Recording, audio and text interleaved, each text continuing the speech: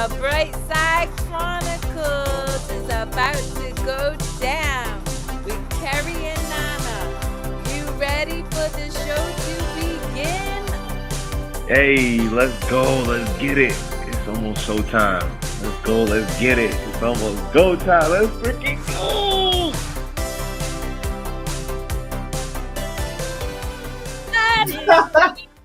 On everybody. What up? What up? I'm gonna do the Brady Bunch squares just for a minute, if I can. Here we go. Here's a story about Kerri and Nana decided to drop into the bright side. No, seriously, guys, for the listening audience, we already have my beautiful Nandar Matari checking in real quick. This is episode 24 of the Brightside Chronicles with your hostess with the mostest, Kerri Lewis, and her beautiful partner in crime in this life, Nana Ajamin. Yahoo! And today, I have the distinct privilege to have a dear friend of mine who's been a soul sister from another mister in my life for a couple of years and a really heart-centered person, Karen Rudolph. I feel like that's it, but every time I think about it, I'm like, Rudolph the red-nosed reindeer, and a surprise guest, Yanko. So, Karen, thank you for showing up with us. Absolutely. Thank you for having me. Oh my God, it's going to be a party. So, Nana, why did you and I start the Brightside Chronicles? What is our hope? Or what is the intention? The intention of the Brightside Chronicles is just talking about things that bring you joy, happiness. You know, it's just to kind of switch the avenue of what we're taught by the media of like negativity and, you know, being pessimistic. But this is an open space that's meant for just talking about just what brings you a sense of joy, whether it's your hobbies, your work, your, you know, lifestyle, things that bring you a sense of happiness. It's just an hour block talking about it, shooting the shit, literally unedited, and it's just very freestyle. So I'm excited to be a part of this discussion today. I'm so thrilled. And the last thing I'll jump in and say is to the listening audience, this is interactive. So if there's anything that resonates with you, if you disagree with, if you have questions for Karen, myself, Yanko, Nana, or just a comment, please feel free. We will respond if we see them. I don't always see Facebook, so sorry for all you Facebook people. But with that being said, Karen, you have a beautiful spirit, right? Like, obviously, your business is Tranquil Soul Solutions, which is peaceful. How do you tap into joy? Oh gosh, I live it. It's an embodiment. So I had to surrender and let go of all the crap and just say, this is a choice I'm making. And I became yes to life. Nature has always been a huge part of my life. So I find joy and beauty in particular, because that's an energy frequency as well. And I find beauty all around me. I have horses. So I'm here in Florida. So being out kayaking on the water and music. Oh, I love to dance. So I am going to jump right in, as I always do, because I like to yap a lot. Nana and I were talking this morning. I was laying on his chest, probably TMI, but I tell everybody everything anyway. And I literally said, babe, one of my book titles would be Embodied. And so I love that you said that, because I truly believe that to be fully expressed is the work that we do with other people, because you and I have similar businesses, which you are more than welcome to share with the listening audience. But again, I think as we, you say yes to life, and I say, I suspend what I think I know, right? But really the same narrative, and not assuming that we know how things are going to unfold or how we'll experience things. And in doing so, we're in a constant state of childlike wonder, which scripture talks about giving you a powerful frequency. So can you kind of talk to me about how embodying joy came into your life a little bit? Oh gosh, I got involved Well, it started all back with no. God, it really started seriously many, many, many years ago for me, not knowing what I didn't know.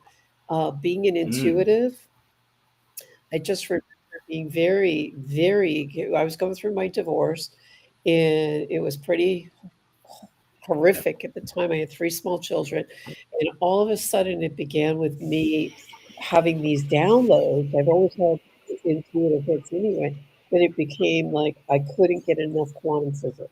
And I would be looking up going, quantum physics, what Yeah. the heck? Quantum physics, neuroscience. And I just start studying. It was like I just the world was my oyster, and I became curious and in wonderment, and I just kept asking a ton of questions because when I was a kid, it was like, "Shut up! Your kids are to be seen, not heard." Yeah. And I was like, "Now it's my time. I can do anything I want." And but the reality was, I was really got present to being my children's first mentor, Mm. their first Mm. teacher, and I had to stop and pause and say, "What am I teaching them in my victimhood? And is this what I want to model and leave as a legacy for my kids?" And I went, "Nope, not on my watch." And so, You're good. You're good. You're good. so something right? That's Yeah. embodiment, right? That is that physical reaction I get when I know I'm on like, being guided, guarded, and on track. So, it started back then by being a yes. And then I remember in my pity partying days, my former pity partying days, as I am a reformed people pleaser as well. I remember I was doing 6 hours of carpooling and I could not get enough information. So I would be listening to audios Mm. consistently during my ride. And I remember running out of audios because, and I said to my oldest daughter at the time, like, what's on your list? Can I borrow one of your books until you're driving? And out of all the books she had, the one that jumped out at me was Shannona Rhimes' Year of Yes. Mm. And I went, what's that? Okay, I'll pick that. And all I know is I was so enrolled in that book that I thought if she could do it, she had 3 kids and was divorced, I could do it too, right? Which awakened the potential Yeah. within me. And even when I wanted to say no, I was like, no, I committed to Mhm. myself. I'm going to be a Mhm. yes. And opportunity has showed up. I've manifested so many things in my life that are magical. It doesn't mean life doesn't happen and I don't have my Yeah. sorrows. It just means that I'm more embodying those frequencies and energy when it comes in through Oh that. my So, gosh. yeah, it's cool. I mean, I could keep talking, but Yanko or Nana, do you have Go ahead, anything? Yanko. Go right. I'll speak my piece right after. No, this is so good. I just have a different way of looking at things. I like yourself. I say yes to different things, um, even Mhm. uncomfortable and other things, just to challenge myself and get out of my comfort zone and have more Exactly. excitement in life. So this is great. I haven't read the book. Guessing it's probably good. I'll check it on my list for readings. Mm-hmm. Um, I, I would say What about you, Nana? Any thoughts? Because I could just jump I right in. mean, I always what I do. was gonna So say is I love the embodiment because, like, I think Karen hearing about the story and letting like her know that she can also do exactly what that person did, if not more, and also be in that space of like just telling yourself like I can't like give up on myself in a sense because like I mean even perfect example right this week has been very very challenging at work, but at the end of the day I still know that like I bring a lot of just work ethic wise. So like the whole I love that you brought that because that literally reiterated like I can't give up on myself. I have to hold myself accountable to whatever's going on, and I have to understand that like I can only control me at the end of the day, and how I come off with that is just based on me. So like anything else is just outside noise, but I can control my intrinsic thoughts when it comes down to it. So I love that you brought that up too. I'm going to jump in here yeah, because you thank touched you.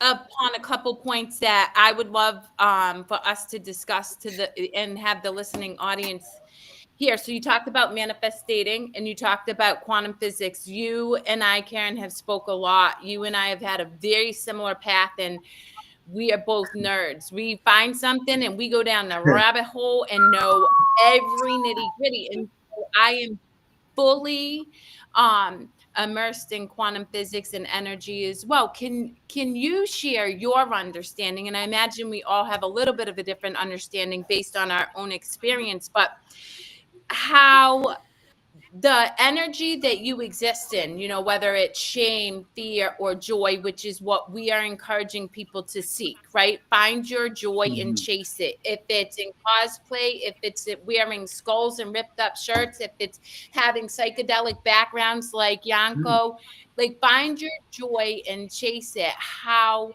that energetic expression ties into this idea of manifesting. Right. So for me, it's a great question because for me, it's all about a choice. We make a choice. It's choosing to change. And, you know, I can be in one, I'm going through this thing right now with my mastermind group and my coach has asked our group to start thinking like deliriously. Like I'm deliriously wealthy, or I'm living on a yacht, and and whatever, right? So when you change the way you think of things, the things you think about change. So one of the things that I teach from, right? One of the things I teach from is I call the butterfly technique. And on my logo, there's a butterfly on the top of the horse's nose. And for me, it's all about transformation. So Shakespeare said in 1533 in the play Hamlet, "To thine own self be true. It always begins and ends with self." Tattooed on my arm, guys. Just saying. Yeah, I have right? that. So I no got that at 18 years old, baby. I was smarter than I knew back then. See? But consider, right? You say smarter than you knew, but intuitively, we Oh, all of have a course. knowing. We just Yep. haven't tapped into remembering that knowing, right? So I teach something called the butterfly technique. And for days like you just talked about, Nana, when you're Yeah. overwhelmed, I get overwhelmed. I forget. I forget sometimes. I know this. I've created it, but yet I'm so busy in the moment because there's a payoff, That's true. you know. Oh, I'm going to allow myself to be sitting in it for, okay, 3 minutes, time up. Okay, however Yeah. long you choose. It's a choice, right? And I take a deep breath. The breath is free, right? Yep. I have a whole course on breath work, which I haven't put out there yet. I'm sitting on it, whatever it is. But breath is free. Breath is the breath of life, right? So when you think about energy and the breath of life, right, it begins with the breath, the pause, right? So when you think of a butterfly who's going through, the caterpillar is going through, it's munching along Yeah. the leaves and it's doing its thing, and all of a sudden it's like pausing and something is happening and it doesn't know what's happening. It's getting wrapped in Yeah. the cocoon, right? So it stopped. It's now changing, and it changes totally chemically, right? And it's morphing into something that it has no idea what's happening, right? So it's stopping and it's changing, stop, change. And then all of a sudden, it turns into this, within the cocoon, it turns into this, morphing into this beautiful butterfly. It doesn't know it's beautiful, it doesn't know what's going on. But if we as humans go up to somebody else that's in the process of this morphing, right, and cuts the cocoon, that butterfly is going to die. It has to learn its lessons so it can get out and flap its wings and take off. Stop, change, shift. So when you pause long enough, and it's those 3 steps, every time works like a charm. Stop, change, and shift. And all of a sudden, it's going to be like, oh, yeah, this is what I'm choosing. And I'm choosing to be in this present moment because that's all we have. Because when we're anxious and worrying, you're already in a future that's yet to happen, right? You have no control of it. Depression is remind you of a past tense. You keep bringing it into the future. You're going to keep reliving it over and over. And that's the energy that you're bringing forward. It's not serving you. All we have is here and now. Poof, it's gone already. 100%. Oh my gosh. Well, also, that's the thing is it's experiential. Yanko and I talk a lot on our show about don't believe either one of us. We don't care. Like that. My job is to be a vessel through which I can share what I have transmuted and transformed and experienced to other people in hopes that they take or get planted a seed and take one simple action. And I can say, like, I know that Yanko feels the same way because we talk about it a lot. And the reality is you're exactly right. If you take a deep breath, you're going to have a new experience in that moment right now. I don't care if you've spent 25 years in depression. And that is Well, let's why. get to, Well, this yep, goes sorry. back to me, Yanko, and Gail had a bit of a debate last week, which I love because I love that we have different perspectives. But Gail and I feel strongly that we always have choices, right? Whereas Yanko has a different experience because he's gone through different experiences. But I am of that school where I have the opportunity in this moment to feel better. And then it's seeking information that you can apply to make yourself feel better in that moment. Nana will call me if he's having a bad day, or I'll call him, or I'll call Yanko, or whatever, right? So I love that so much. Emoting it. You're emoting it when you're speaking to somebody else. But consider on a physiological level, when you take that deep breath, you're creating clarity in your brain in the moment because you're oxygenating your brain long enough for you to start seeing things sharper and clearer, right? And we forget to, because what happens when you get anxious, you hold your breath, right? When you're depressed, it's like you're struggling for the breath. So when you're in the moment, you're able to breathe. I mean, except for me right now, who's very congested. That was me all of last week. Well, so let me ask you this. So, I mean, you were talking, so you shared with the listening audience that you enjoy, right? And so for the listening audience, one, if you have any questions or thoughts, please share. But additionally, this show is about joy and why Nana and I, Yanko and Karen, are super passionate about cultivating that joy, getting into that joy as quickly as possible and staying in that joy and being unapologetic about that joy. Because of that is, in my opinion, the catalyst to manifest the life of your dreams rather than life, because we are always manifesting.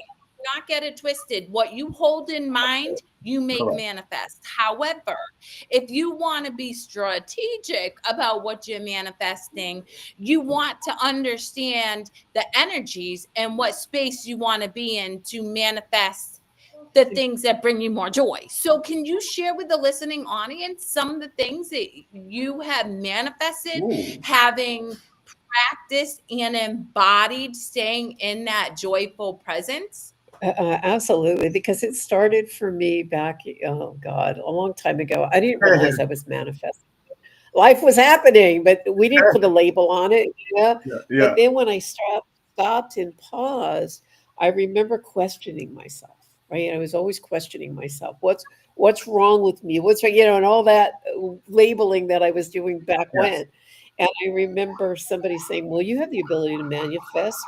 And how do I do that? I don't know how to do that, right? Whether I did it or not, I was already speaking into a truth that didn't necessarily have to be.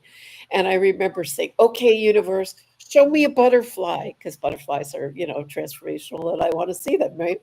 Yes. And I was staying at my girlfriend's house down in Hollywood. I'll never forget this. And I was on a mastermind call back then, and I'm coming out every morning on this call. I let the dog out through the pool area to her backyard.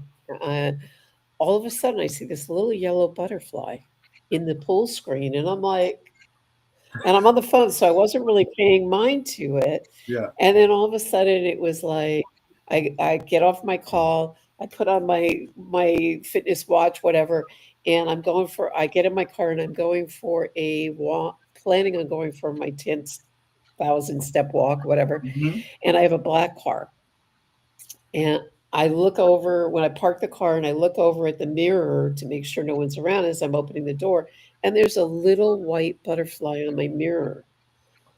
And I'm like, okay, I go in, I get out, I go to lock the door, and there's another little white butterfly. And I'm like, okay, this is getting a little woo for me, right? And this is when my it's so I'm walking through the park, and all of a sudden I stop dead in my tracks, and there's a butterfly bench that I passed a million times and never spotted. I get back the car, there's more white butterflies all over the place. I go back to my girlfriend's and I'm like, God, this is like so weird. I'm seeing butterflies all over. And as I'm washing my hands, she has this little plastic butterfly in one of her plants. And I'm like, okay, let me take the dog out. And I'm walking around and I'm noticing all these butterflies and wooden signs in people's yards. And I'm like, okay, I got it, right? And what you think about, you bring about, it's like that red car syndrome. I'm going to go buy a red car because I see no red cars. And all of a sudden you see every red car, right? The same context. So I manifested yes, right? I put on my vision board many years ago, I wanted to be an international best-selling author. And here you are. Me? Like, what do I have to offer? Right? And that's where I was back then, right? So somebody asked me to be a part of a book, right? And I was like, sure. It would hit international best-selling like the first time. Well, I already did it. I don't need to do it again. 10 times later. Okay, Tom Brady. 10 times international best-selling. And as a result of one of the books, right, you are the sum total of the people you hang out with. So because I had elevated myself in this world, in that realm rather, I was asked to go to New York and be at the Times Square. I was on the NASDAQ billboard with one of those books. And as a result of that, right, I was asked to be in the 2 documentary films that'll be coming out this year, Frequency of Manifestation and The Frequency of Healing, right? So you never know as a result of what you put out there. Words, abracadabra, right? In the beginning was the word. What are you manifesting with your words, including your health, including your relationships, and including your wealth? Everything. I mean, your whole experience is a result of your what you keep in mind, you make manifest. And look, I get it. We have been conditioned to be fear based, right? Nana and I don't watch the news. There's a lot of things.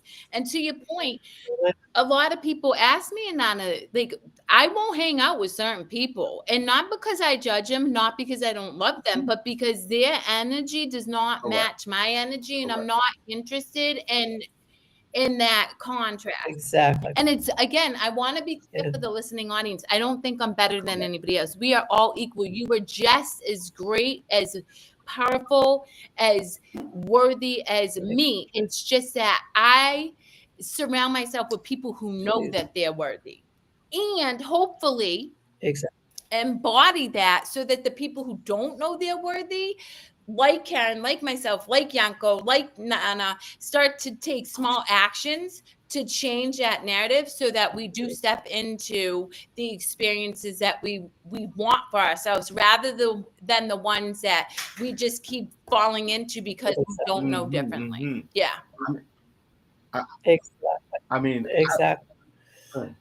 I had an No, you're Go ahead. I'm sorry. What I was gonna just say is, because like manifestation has always been a part of me, right? I've always liked the idea of like, I just gotta just speak things into existence. It happens so many times. Like I would just be like, man, I wish I could do this, that, and it's just little by little, it just happens. And I've gotten to the point where like I've been telling a lot of my friends, I'm like, people always say, oh, well, do you believe in luck? I'm like, no, I don't believe in luck. I believe a prepared individual meets an opportunity and takes advantage of that. That's what it is. It's not like, oh, it's this gift, it's handed to me, but it's just constantly telling yourself and be like, yo, like, even like, whenever it slows down at work, I'm like, I just gotta just keep putting it out there. Like regardless, I think things will always work out regardless of how it is, and it happens probably like 9 out of 10 times. And if it doesn't happen on the 10th time, it's probably because it just hasn't happened yet. So it's not an end all be all when it comes down to that too. But I love the manifestation part because that's a huge thing that I really, really enjoy too.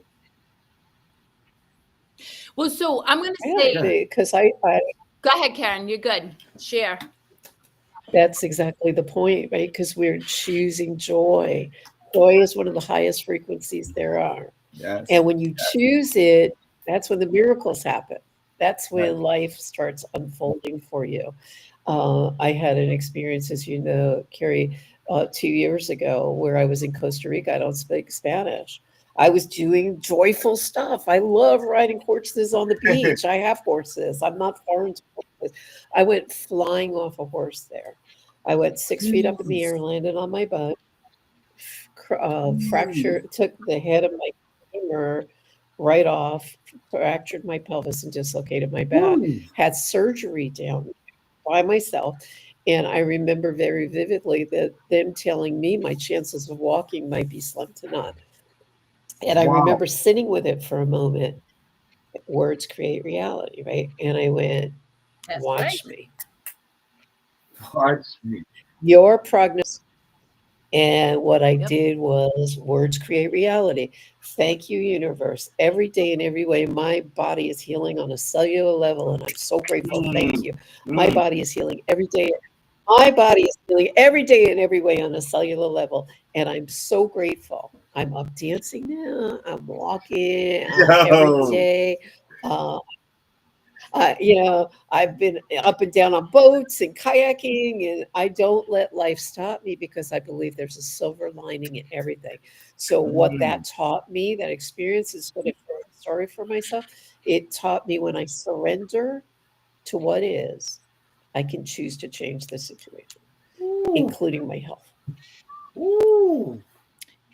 Yanko, you got anything to add before I keep adding? Well, so many things are running through my mind, but as the conversation progresses, we're going from one thing to another thing, and I can't keep track of whatever is happening because I'm kind of in the moment. So yeah, we went from like manifestation, from like imagining things and doing all this stuff. It's for me, it's mostly the feeling. It's the key, not as like what I say and how I say it. If I'm in a joyful moment, I watch like what I think and how I feel, and then the magic happens. Yes. That's how it works for me. If I have the feeling and I know that's how it is, there's no need to speak it into existence or anything. I just know that it's a done deal. It's gonna happen. And it just happens.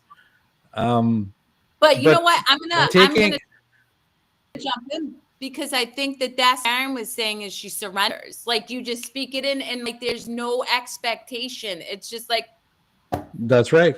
Yeah. Because that's right. When I experience resistance, when I experience resistance, it's when I try to control how things look. And this is when I was even talking to Nana yesterday when he and I connected outside the gym. And I was like, you know what? We have no idea why things are unfolding this way, but I always trust it's in the highest good. And what can you do in order to like feel good while you're going through a slow time? And what does he love to do? Anime. I'm like, why not rock that? Because in that joy, everything else flows. And you're 100% spot on, Yanko. And it's a feeling. It really is a feeling around. If I'm in joy, I'm attracting. And I want to talk about, I shared this example with Nana this morning. I watched, and I'm going to shout this out because I thought it was a profound movie. It's called The Upside. Kevin Hart. Yep. And somebody I love, The Upside with Kevin Hart. I really highly recommend it. It was beautiful. But anyway, so I watched it and I loved this so much. I'm telling my daughters we got to watch it. I'm telling Nana, I'm like, babe, we got to watch it. It's one of those movies I could watch several times and not get bored of. Anyway, So I was saying this in front of a loved one of mine who immediately their response to me saying it was something like, oh, it's about rich people. And I won't go into detail because I want Nana to watch a movie. But anyway, I'll so also watch it.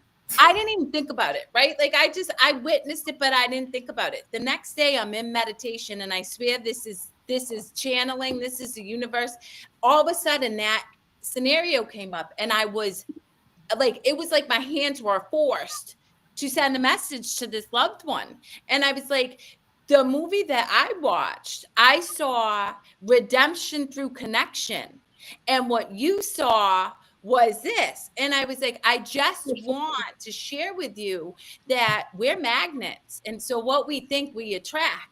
So me and Nana met at a gas station, seemingly by random circumstances.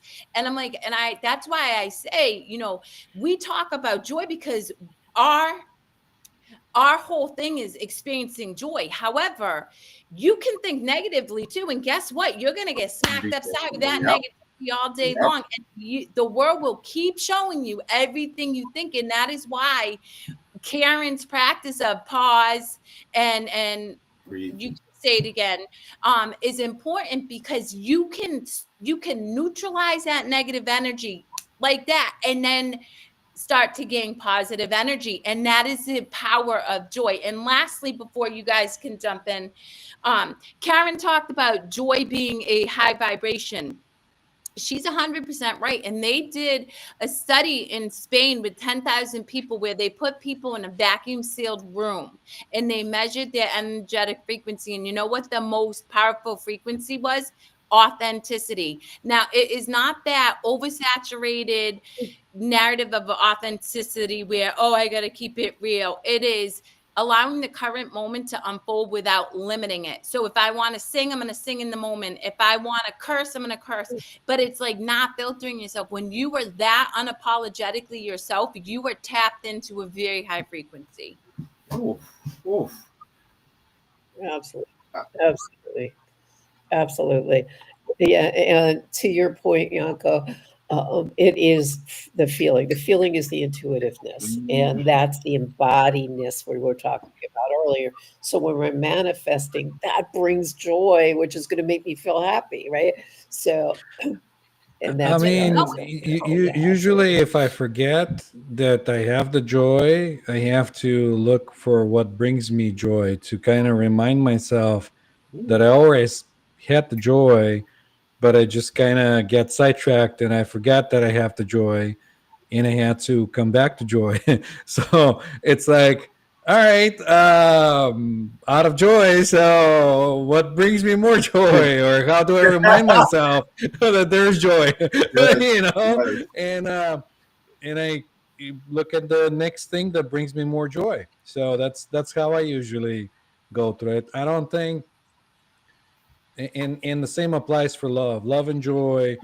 We all have that inside us. In just because the duality of things and things unfolding, we kind of forget about that, and we get so into the situation and we're jumping to judge and do other things, and we fell off it.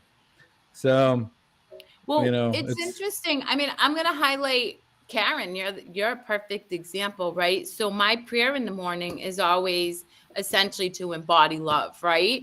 And when I cannot show up in love, I check out. Like yesterday, I was in like control, this need to control around Karen showing up today.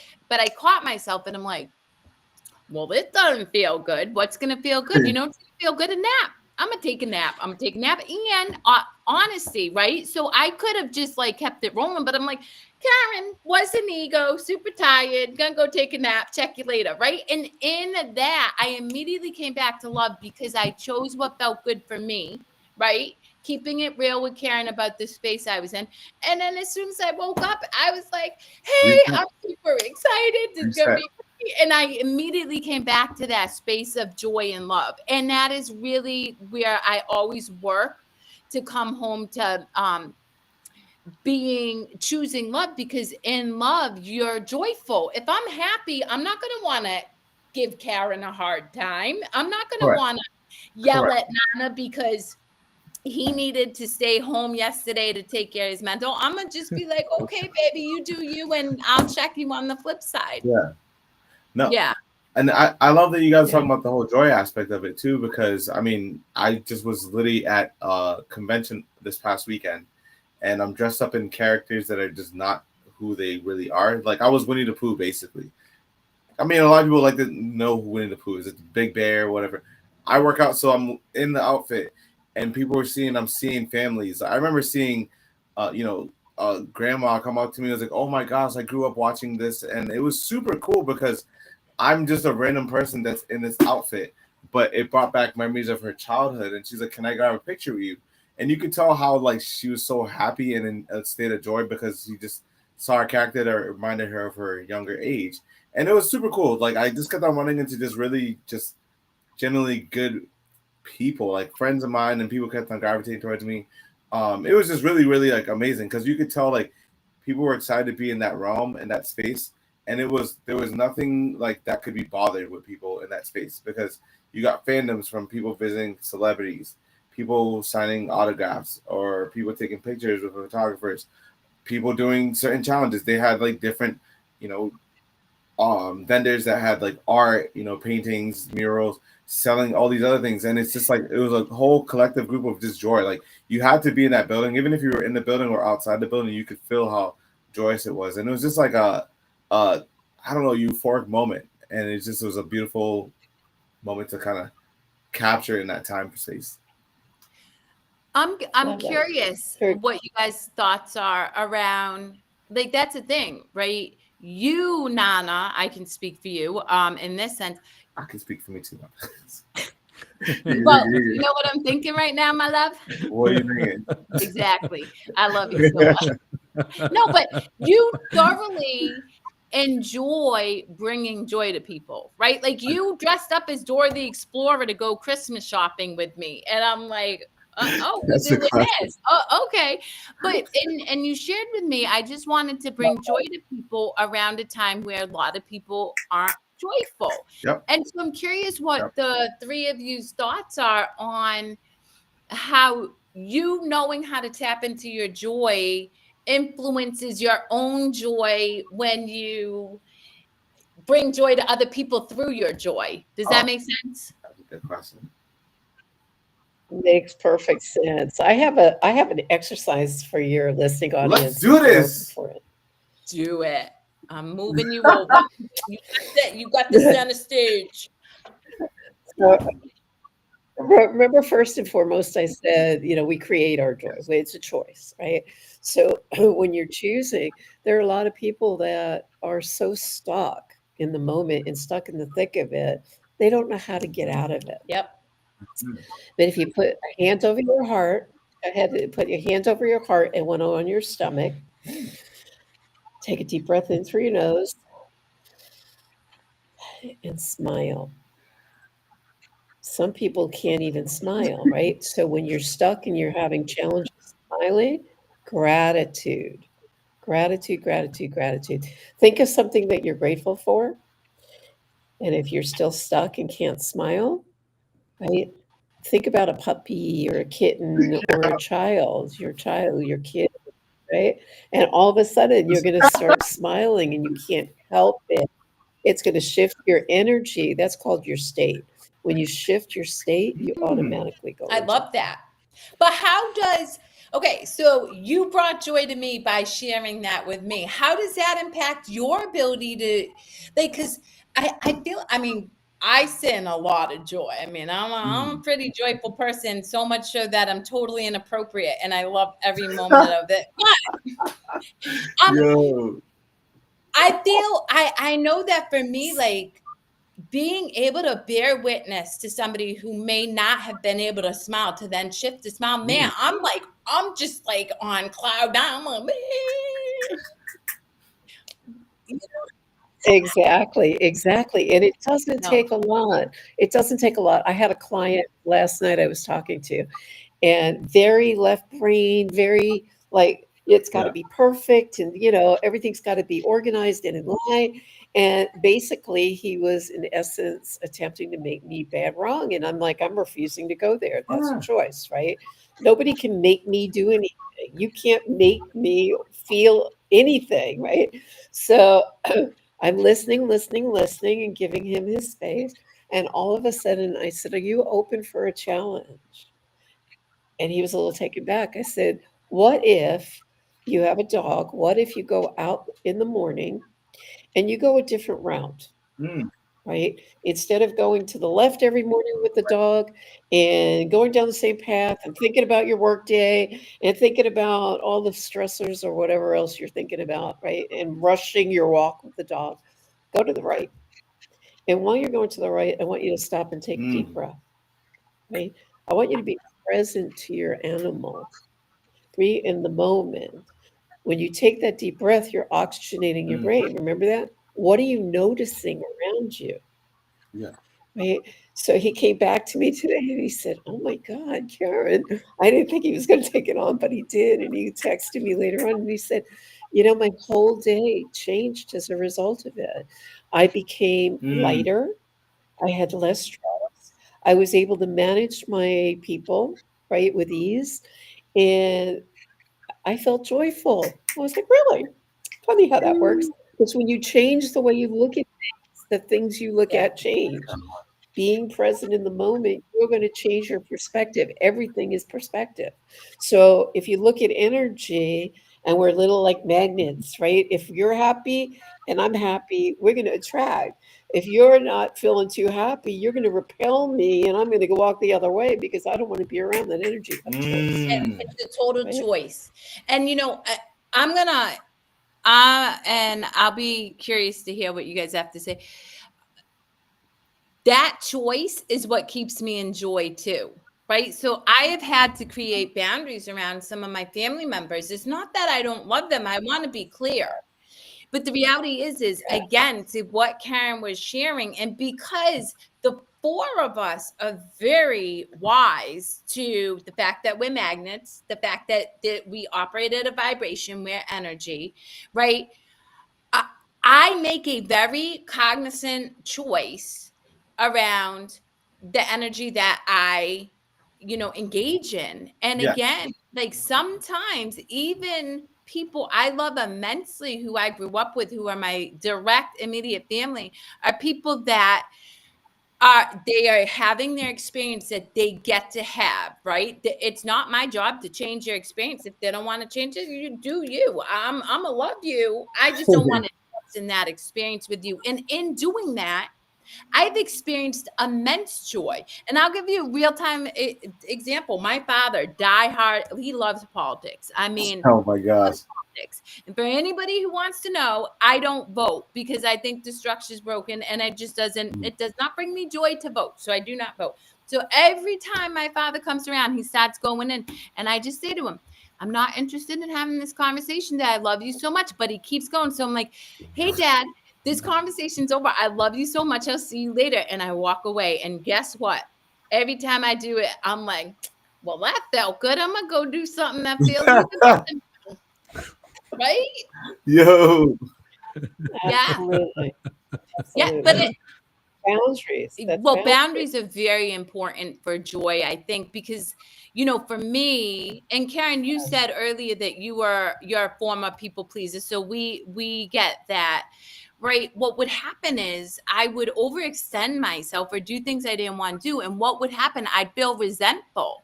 That would make me feel negative. And that's why, like, Nana and I are super good. And I really want the listening audience to hear this, who's in relationships. Nana and I are ridiculously good at respecting each other's boundaries. If I say to Nana, yo, I'm going to be out of pocket. If I talk to you tonight, I'm going to hit you up tomorrow. Okay, babe, I love you so much. And then maybe he'll text me a smiley emoji or a kissy emoji and it's said.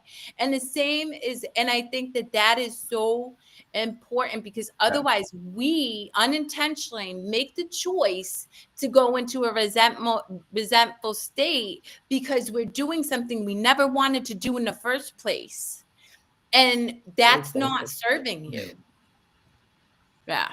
I mean, I like that you said the boundaries thing, because like, I mean, there's moments where even I myself, I'm like, I just need some time to like just go to the gym. I just need just like 2 You hours. go to the gym? I didn't know that. Only on Wednesdays. No, Yeah, I thought so. but I like mean, literally, like I half love of that you though. don't look like you go to the gym. But So but it's the constant communication, just letting you know, like, hey, this is where my head's at. You know, it's not anything towards you. It's just like I'm going through the motions of life as a human. Like I think too many times, like I mean, you know, one of the cool moments I had this past weekend, speaking of, was one of my friends ran up to me, hadn't seen me in some time. This is con friends of mine. Hadn't seen me. Literally jumped on me. I was like, hey, yo, like what the heck? And they're like, yo, I'm so glad to see you. And I was like, yo, that's cool stuff. Like to have in that moment, like it just felt really nice to be like, dang, like to make an impact on someone, to be like, man, like that's somebody that they hold in high regard. And I hope that people do that for a lot of people. I really hope that that's like a thing. Like you see somebody you haven't seen in a while, why not embrace them and hug them, or you know, just give them the moment of jubilation that they probably haven't gotten in some time. If you think about it, like, you know, people go through a lot of stuff silently without telling anybody that they're going through stuff until it's brought up, you know what I mean? So it's nice to just have somebody be like, I appreciate you so much for who you are as a person. And I'm realizing I'm getting a lot of that, even online with friends and stuff that I haven't even seen in some time. Like, you know, I'll post something on social media and it'll be like my friends from New York. Mind you, I haven't seen them in almost a year, babe, roughly. And these are friends that I've just been like, just shooting the stuff with, over like sending memes and funny stuff just to keep people's moods and things and attitudes light. So like it's cool, and it's gonna be very nice to see them obviously next week as well too, because it'll be almost like a cool like little circle of moment of gathering, if you think about it that way too. well, you know, interestingly, what you said, Karen and I were talking about this offline, and I mean, you actually brought it in and seamlessly, is people suffer in silence. And right, shame and guilt are very low energies. I mean, it's close to death. They've measured it. I mean, it's like 30, 40 frequency. Yeah. And most shame comes from silence. Like we make up these stories. Oh my God, Karen's going to think I'm super bad because I didn't go to college. Or Karen's going to think I'm a really bad person because, you know, whatever. And so we make up these stories in silence. And in that silence, we suffer. And so Karen and I were talking offline about healing in community. And that's 100% right. Is that, you know, it's, and us being magnets. So if Karen, myself, Nana, and Yanko exude joy, right? People are going to gravitate towards that. And then when they feel that trust and they can break that silence, they can share, or Nana gives somebody who's, I mean, look, Nana has a variety of people who follow him, and he might have somebody who might appear awkward, who's very introverted, who's really unique, who's very timid, and then he's like, hey, yo, what's up, and super excited to see him. And immediately gave that person permission to be like, wait, I'm okay to be me, like he thinks I'm cool. And then you connect, and then you experience more joy. 100%. Correct. Absolutely. I mean, I could keep talking, y'all. So what do you got to say?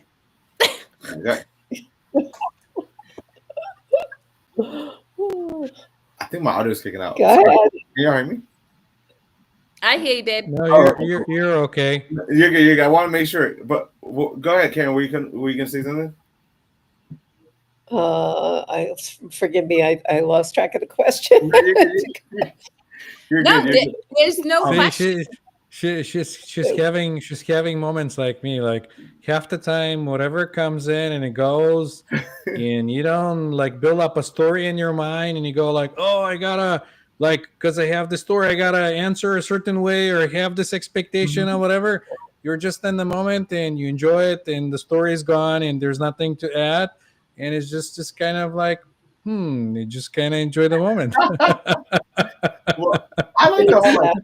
I like how you guys are talking about the whole being authentic piece, because like I think sometimes that's tough, and it's interesting because I was talking to my coworker actually about this, because he came up to me. He's like, "Man, how do you like get to do what you do at work and have that one personality, but then once you leave work, it's a whole different personality. And I said, I just have to learn to like, not necessarily like hide my personality, but I tone it down a little bit. Where I'm still the same person. I'm so authentic to myself. I'm going to be a goofball at work, but it's just I'm more focused at work.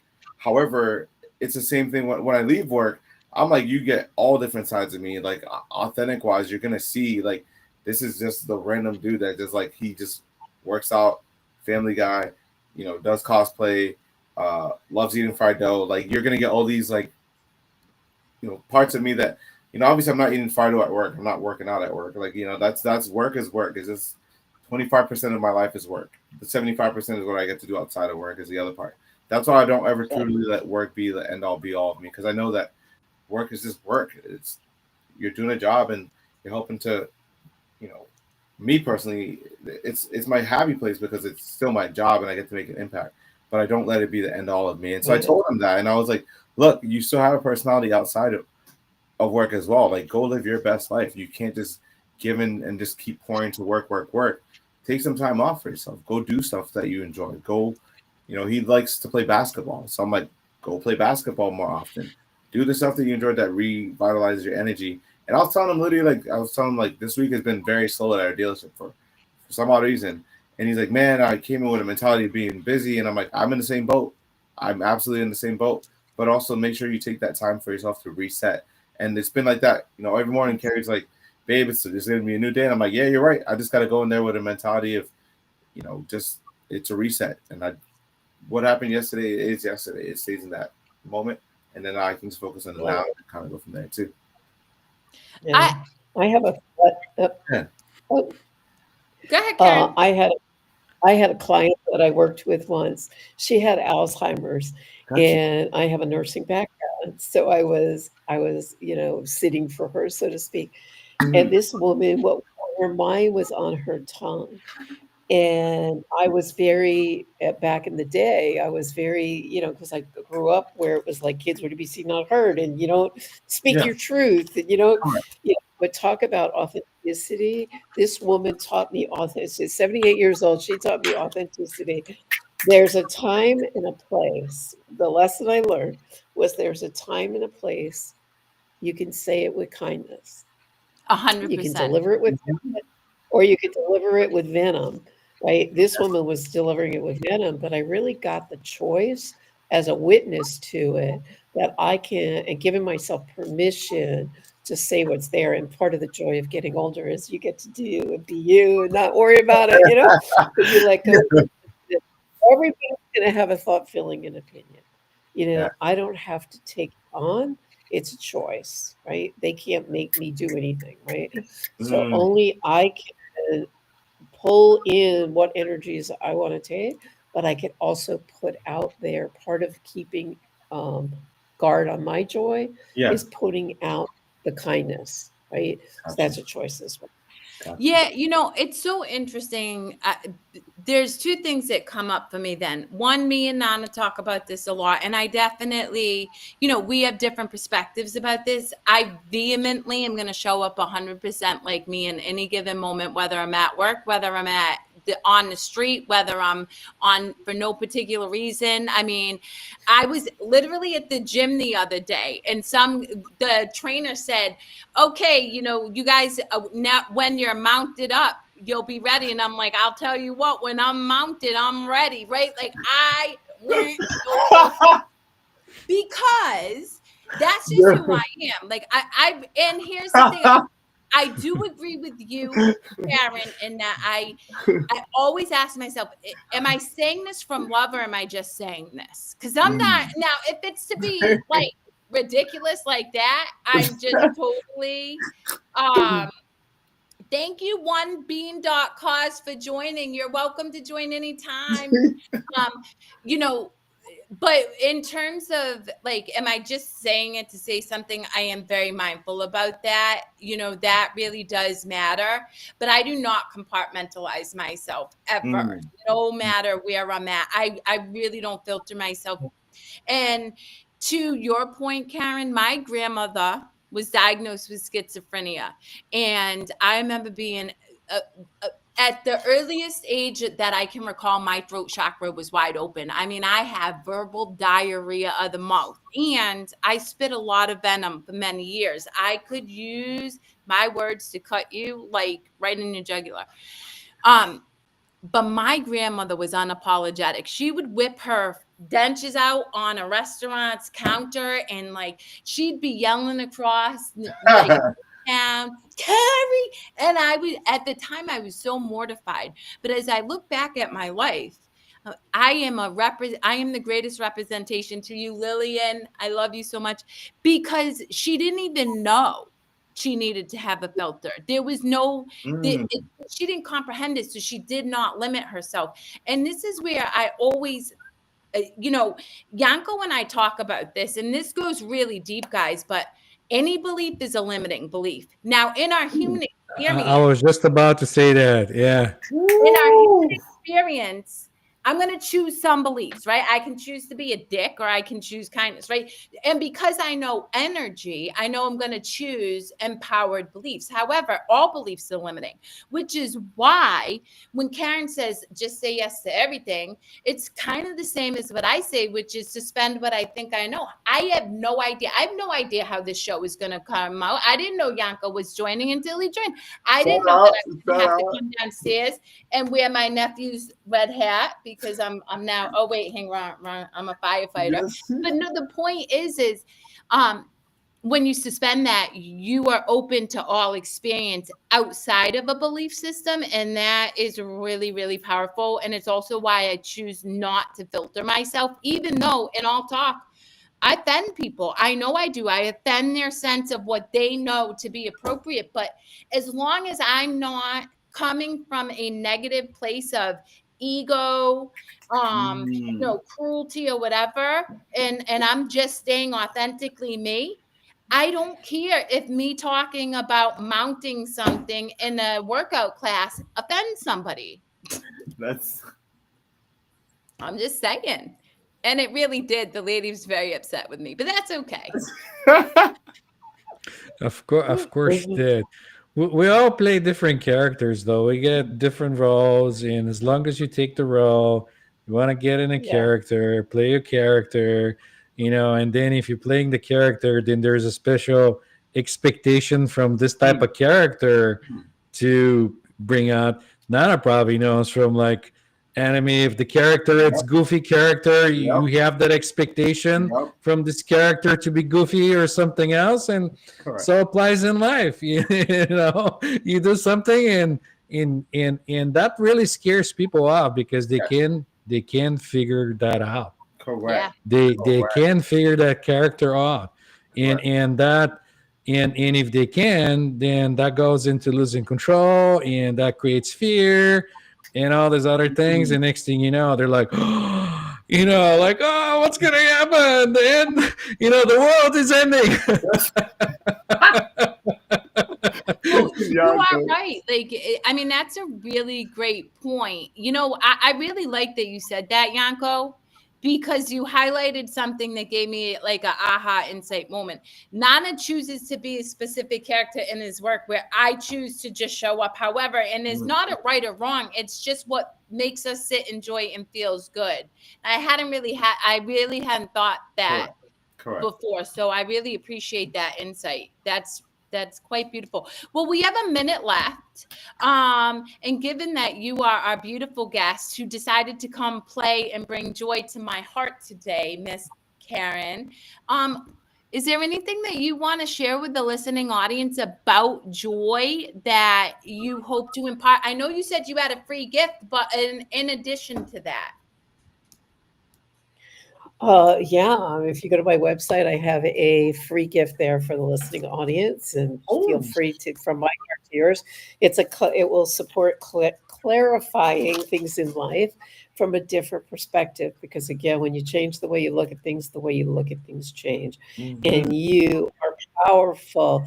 Awaken your potential, because the difference between power and disharmony is really having faith in you, and you've got it.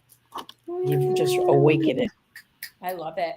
What about you, my amazing friend Yanko? And here's a plug. Yanko and I go live tomorrow, 10 a.m. Eastern That's right. Standard Time, 9 a.m. Central Time, and all the blah, 7 blah, blah. Pacific. Yeah. Oh, no, Blah, blah, blah. blah, blah.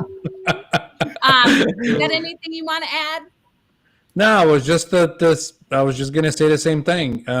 I use a different way to say it. Change your mind, change your reality. You know, it's kind of the same thing. But yeah, I've enjoyed sitting with you guys, sharing this wonderful energy, and had a blast. So thank you. Yeah. Thank you. Anything from you, Nana? I just Or want to say, Mario?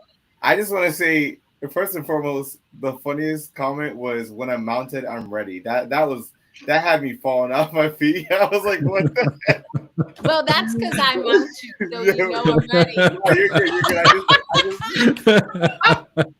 I was like, nah, that's some funny stuff right there. But no, in all honesty, in all seriousness, great conversation. I love the dialogue, and I just feel like I needed to hear this message today because, like, it's just been one of those bizarre weeks. But like Karen and Yanko and yourself, babe, have been saying, it's just all shifting the mentality of it. Like, regardless of whatever happens, you just get to breathe and pause and reset. You know what I mean? Like you talked about. So I really appreciate that. I was able to be a part of this. And I'm going to leave you with this. Childlike wonder, guys, man. If you aren't laughing, find something that makes you laugh. If it's being inappropriate, if it's like blowing bubbles, if it's whatever. I mean, on my moments, I look at my 2-year-old nephew and he reminds me all the time, life is not that serious. So, you know, find ways to connect in joy. And if you really are struggling, I highly recommend reaching out to somebody. Yep. Karen is very adept at what she's done. She's written books. She's like an international bestseller. Obviously, she knows what she's doing. But most importantly, she's embodied the work. And I'm really big about that. I surround myself with people who don't talk about what you need to do, but actually practice what it is we embody for other people to hopefully do. Or Yanko, who works at, helping you change the thoughts that you're ready to change. Ooh. And Nana, go see him at a con. He can make you laugh, guys. Trust and believe. And follow us, Brightside Chronicles. We're live every Thursday at 7 p.m. Eastern Standard Time. We also are on the podcast. So Apple, Spotify, whatever else. And we will check you next week for episode